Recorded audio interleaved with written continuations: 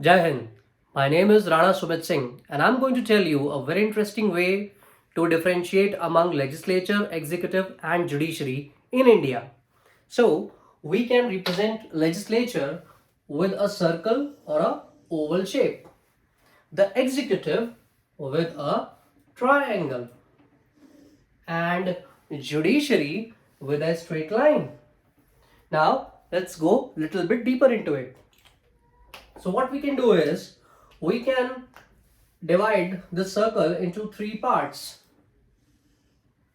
and one part represents the President of India, the Lok Sabha and the Rajya Sabha.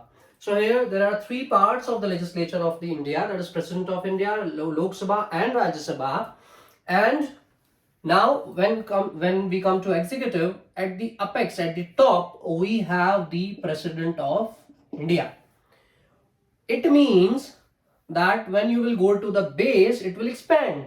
Okay, so it simply means that whatever positions of government you see, they all come under the President of India, and that is why we have President of India has head of the state.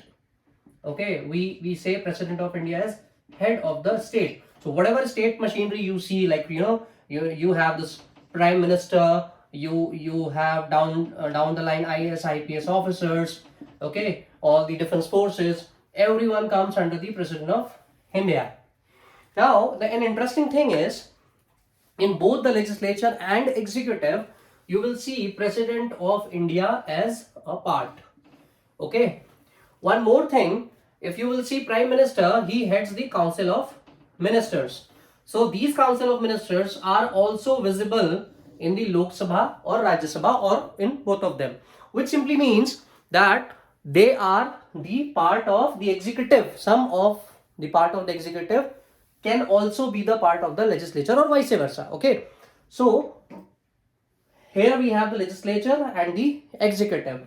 Now let us try and understand the judiciary. Judiciary, as I said, it can be represented through a single straight line. At the top you have the Supreme Court, and then you have at one level the high courts, and at the bottom you have the subordinate courts. Subordinate courts like the district courts and the session courts. So why we are representing it with a single line? Because this goes like this is the hierarchy basically.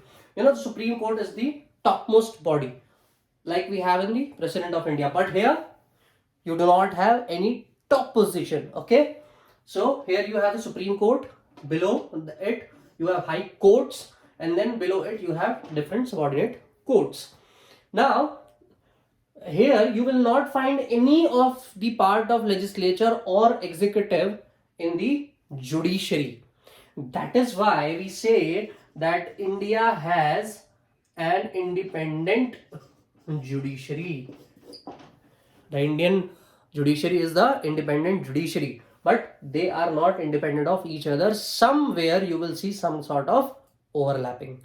Okay, so this is all about legislature, executive and judiciary. This is the way to understand three of them. So thank you very much.